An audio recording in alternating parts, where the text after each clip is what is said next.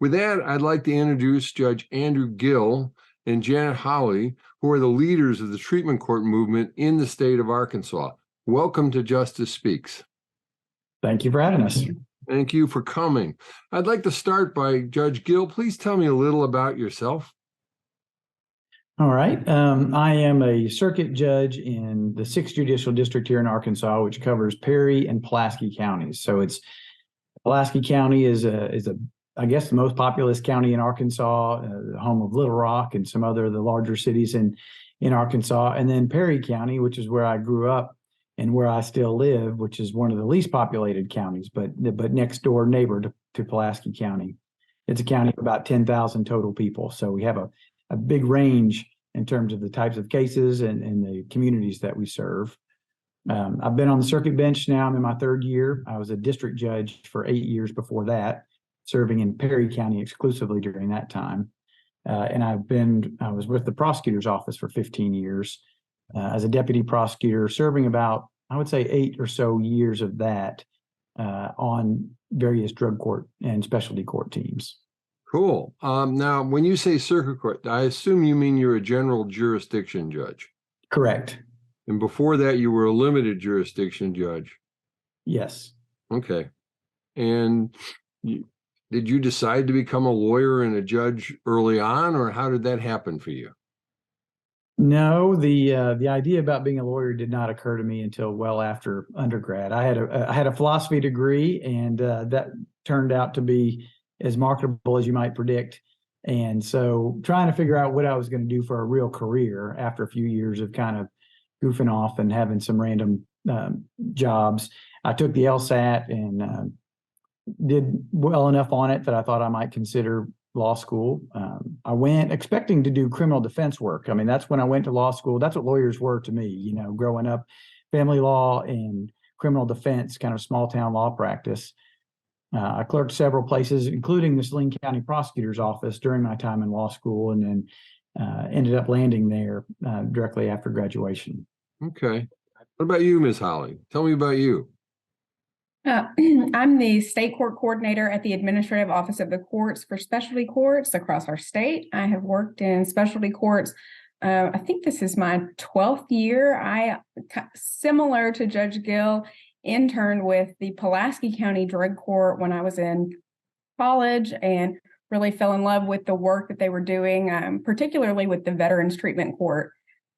After graduating, I took a position in Pulaski County, worked there for approximately, I think, 4 years, and then transferred to Saline County, which is actually how I was able to work with Judge Gill in the specialty courts in Saline County. So I was a probation officer for 5 years, and then went on to work at the Administrative Office of the Courts after that. Okay, so go ahead. I'm sorry. I've been with the Administrative Office of the Courts. This is my 5th year. I take it you're still enjoying it then. I am. Good. Judge, how did you get in? You're the president of the association, is that correct? Correct. How did you get involved with the treatment court movement? Or is that what it's not called? What is it called in Arkansas? Is it treatment court, specialty court? Specialty courts, usually. How did you get involved in the specialty court movement? As a deputy prosecutor first. And so I had a varied felony caseload in Saline County. They had started the drug court in Saline County in 2003 is what I was told. I was going to guess that a little bit later. But with the prosecutor that was handling that docket left for another job, I was given the opportunity to serve, and so stayed with that both as an adult drug court and a juvenile drug court for several years. And so, I was familiar with the concept, but not had any practical experience with it until taking on that role. Okay. And as a judge, then you carried on with that? I did. On the district court level, I had hoped to try to get a specialty court set up for quite some time and kind of worked toward that.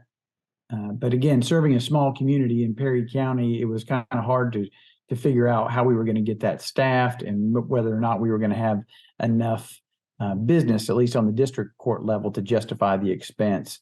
And once I took the circuit court job, I've been working with I've been on the board for quite some time with the Arkansas Drug Court Professionals Association. And so then we took on trying to get a drug court started in Perry County. And then I'm also served as the backup judge to Judge Patty James, who handles the specialty courts in Pulaski County. Okay. Okay. So, and how did you get involved with the association? You know, I can't remember exactly when or who suggested I might serve. You know, it's one of those, our board is made up of 20 people. So we have 4 congressional districts. We have 5 seats from each district, one being a judge, one being a lawyer, one being a probation officer, a treatment provider, and then we have an at-large position.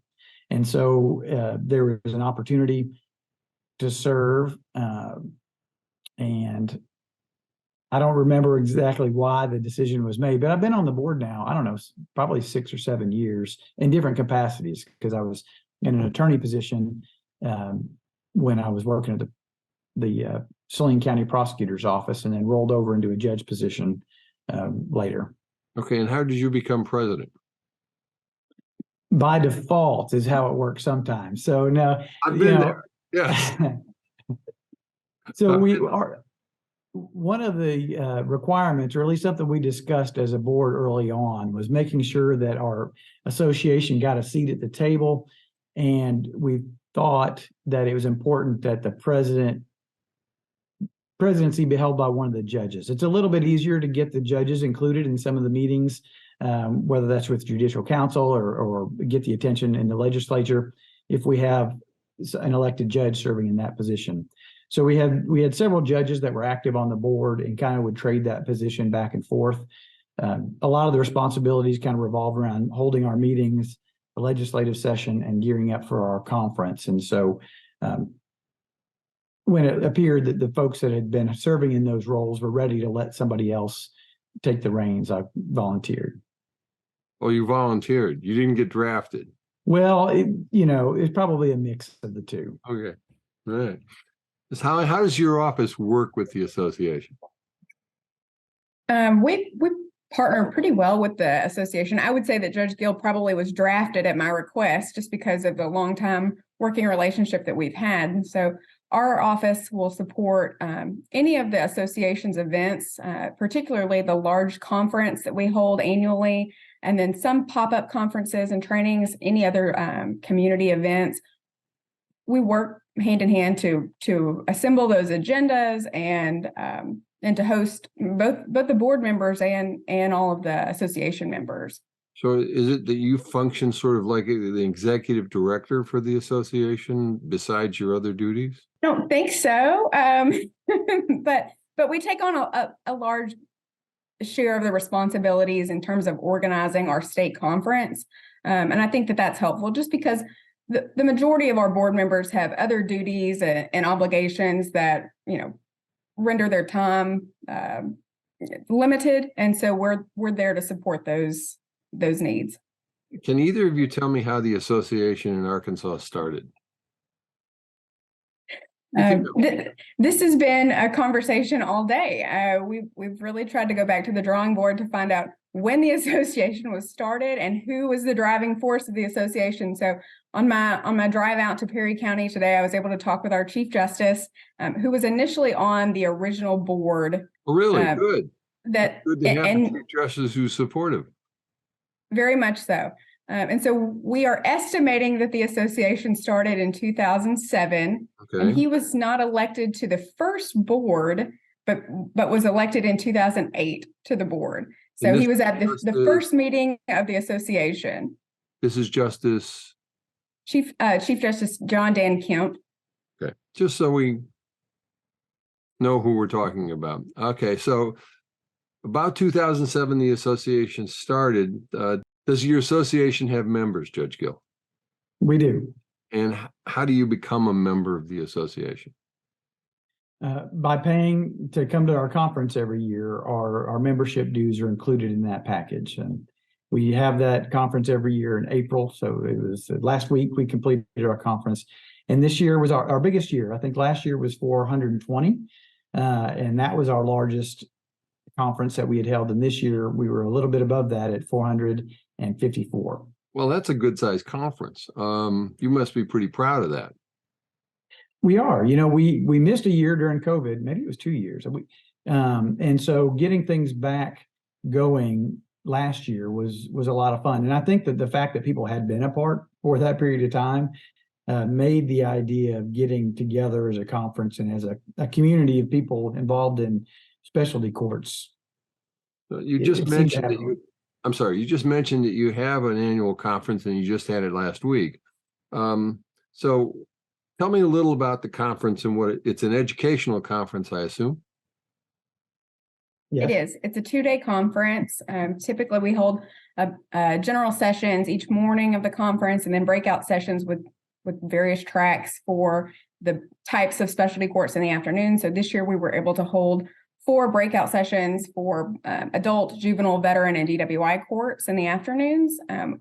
Our general session this year was led by Doug Marlowe to present on his wonderful presentation of you're not a drug court if you're doing these things, or however the Jeff Foxworthy reference goes, but went over very well with our attendees. And then on the second day, we like to somewhat mirror or mock what the national conference provides in a parade of transformations, where we bring in a few of our graduates from specialty courts and allow them an opportunity to talk about their experience, maybe leading up into their entry into a specialty court, their experience in the specialty court, and then, post-graduation from a court. And so this year we were able to bring in 3 presenters or three graduates that provided their recovery story to the attendees. I think that's probably the most moving part of the conference for all of us, just to really hear from these individuals. And so this year, and I won't disclose their names, but we have graduates that have gone on to law school and are preparing to take the bar exam. We have a graduate that has gone on to become a CEO of a very large recovery organization in Arkansas, and another that's enrolling in college, within her local community college to work in a behavioral health field. So I think for me and for a lot of our attendees, that's the best component of the conference. And then also just the added bonus of being able to be around all of these people that you email and talk to and correspond with all over the state. I think the number one thing I hear people say is, "Oh, you're the girl who emails me all the time." So it's really nice to actually put faces with names and be able to spend time with the people who are working so hard in our specialty courts. That's really great. So Judge Gill, how can people find information about your conference? I mean, I know you just had it, but you'll have another one next year, I suspect. And people may want to, who are listening to this podcast, may decide that they want to know more information. And where can they get that? Most of our information about our conference has always kind of been shared internally through emails that come from the AOC. But we do have a Facebook page that we try to make sure that stays updated. And so there's kind of more information for the general public there. The AOC's website also just has dates and schedules. I think it has the schedules, but it certainly has the dates laid out for several years in terms of when these conferences are being held and where they're going to be. Okay. So if a person wants to come to the conference and register, maybe they should just try and reach out to you, Ms. Hawley. Is that correct? That's correct. We have a dedicated page on the AOC's website that contains all of the information about past conferences and upcoming conferences. It hasn't been updated since we just had our conference last week, but I can go ahead and at least provide the dates for our 2024 conference if anyone is interested. And that would be April the 10th and 11th in Little Rock, Arkansas. I like Little Rock. It's been a while since I was there. We were there under a grant for the Center for Court Innovation, now the Center for Justice Innovation, doing training on treatment courts. And it was a lot of fun. And it was a nice town, actually. So anyway, okay, let's move on. What services does your association provide beyond the conference, Judge Gill? That's one of the things that we have met on regularly lately, is trying to make sure that our organization has a function outside of, putting this conference together. We lean on the AOC pretty hard for the conference in terms of getting our speakers lined up and how we get all that, our contracts put in place and get it funded. So last fall we had it had started as a retreat and then slowly backed off into kind of a meeting at the AOC where we talked about what our function should be as a board. And so we have a couple of working groups that we put together just to make sure that we are serving these folks out in communities better. So we're working toward having a form book that can be shared, especially with new courts, but for ideas throughout the state that can be shared, and we're not all having to reinvent the wheel when it comes to forms that are acceptable from DFNA on driver's licenses or other sorts of things like that. We've also talked about putting together, and I guess we have one, but it's a ready-made program that people can take out into their community when they need to, educate civics groups or church groups or whoever might be interested in drug court and what we're doing. And we're also working toward the idea of mentor courts. We have, I think this year we reached 50 courts or courts in 50 counties out of the 75 counties in Arkansas. Congratulations. That's taking it Thank to you. scale. And so there are real challenges with starting a new drug court. I mean, I'm going through that now and have been, I feel like, for the last 2 years. So just having courts that can kind of step in and help with all those initial hurdles. And so somebody that they can go to, because it's so different than what other probation officers are doing or what other judges are doing. And so having somebody that can lend an ear and can kind of work through some of the issues that they've experienced. That mentor court is a good idea, and having you mentioned that you've taken your state fairly high with 50 out of the 75 counties now having treatment courts in them or specialty courts in them. I assume that they don't have the full panoply, that there are some counties that just have one type of court. Is that correct? Yes, sir, that's correct. Overall, we have 105 specialty courts that are established throughout the state. 50 of those are adult drug courts. In Michigan, we do regional courts for rural counties and for veterans treatment courts. Do you use that concept at all? I think it's somewhat used within our judicial districts that may have 1 to 2 circuit judges that oversee multiple counties. I can think of a few counties in Arkansas that they have a drug court that serves more than just the county that the participants report to and are supervised in. What do you think the greatest accomplishment of the association's been, Judge Gill? I think the expansion of our membership. I don't know what the membership was. Janet may have a better idea of what those numbers were, 7 or 8 years ago, but it has really, really grown. We work hard to make sure that people in the community kind of know what we're doing. It's easy to kind of, have the court system set off and nobody really know what's going on in that building. And so our organization has kind of helped individual members make sure that their communities know what's going on. Good. What do you think its greatest challenges are? Funding. So what we have in Arkansas, and it's probably similar in other places, but we have a lot of different state organizations that touch these drug courts. Obviously you have the judiciary and the public defenders and prosecutors' offices, some of which are really underfunded, especially on the public defender side, making sure that we can get somebody to our staffings. And then also the Arkansas Community Corrections, which regularly feels squeezed. And, so they staff our probation positions, also our admin positions, and our counselor positions. So all the hoops that you have to jump through to get those positions created, to get them funded, and then to get somebody in them that's willing to do the extra work that comes with being a drug court officer. All right. Let me ask you, what do you think the greatest challenges facing specialty courts in Arkansas is, Ms. Hawley? I would say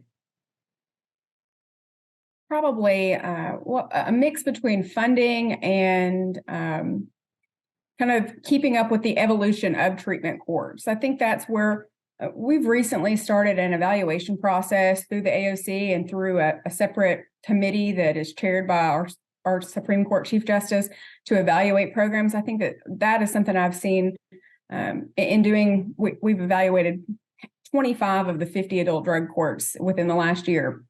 And I think that the number one issue that we see is that we're not able to provide the education as quickly as the research and evolution of drug courts is coming out. I also think that just in general, we have, obviously, and much like other states, a lot of issues with housing, and we're starting to recognize the need for some of the ancillary services that we've put on the back burner for so long to make sure that we're providing substance use treatment. So now we're really having to go back and make sure that we are providing some of those other services, domestic violence counseling and mental health counseling and housing and all of those other services that are needed. We've really got ourselves to this position to have these 50 wonderful drug courts. And now I feel like we're almost going back to the drawing board to say, okay, but what else do we need to do to make sure that our outcomes continue to improve? Yeah, we've been working with Colorado and Louisiana on medication-assisted treatment because some courts still are banning medications that really work for people who are suffering from particularly opioid addiction. So I understand the need to get that educational component in and to bring the newest research into line. So let me ask you this now: where do you see your association 10 years from now? What a great question. I'm not sure exactly, but let me say this. I think that our association is going to continue to grow. In fact, we've almost outgrown the space that we meet in Little Rock. So I expect that we won't maybe be quite so Little Rock and Central Arkansas centric as we have been in the past. There are parts of Arkansas that are growing quite a bit faster. So the Northwest Arkansas, the northwest part of Arkansas is increasingly where a lot of the resources and the population are going. I do think that we will see more uniformity among our courts. That's one of the things that's both a challenge and one of the great things about drug courts is they are pretty judge specific. They're pretty judge specific in that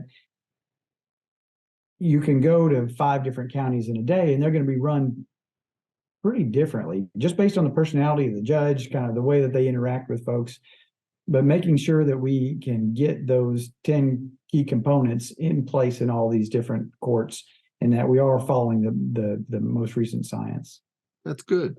Good. And where do you see specialty courts in 10 years, Ms. Hawley? I'm excited about the growth of specialty courts that we've seen throughout the state. I think just even over the last year, we've expanded with 3 additional drug courts in our state. And I credit our legislative body for the funding and the support that they provided on that. Our governor's office also provided a good portion of those rainy day funds to establish programs. It's been a long time goal, I think, of our Chief Justice to see adult drug courts in all of the counties in Arkansas. And so I've kind of made that my goal as well. I think we are in a really unique and wonderful place with our circuit judges in the state. We recently had a turnover of about 1/3 of our judiciary. Really? And the new energy and the excitedness that's come in with the new circuit judges and trying alternatives to incarceration, I've really seen a growth in that. So I'm excited to continue the expansion. I think that we should cautiously expand, but I am excited to see some of the more rural areas of Arkansas that are underrepresented in terms of having a specialty court of any sort, and seeing the expansion in those areas. Well, good. I want to thank you both for joining me. It's been a real pleasure talking to you both. And I want to thank you for your leadership in the specialty court movement, both in Arkansas and nationally. And with that, this is Justice Speaks.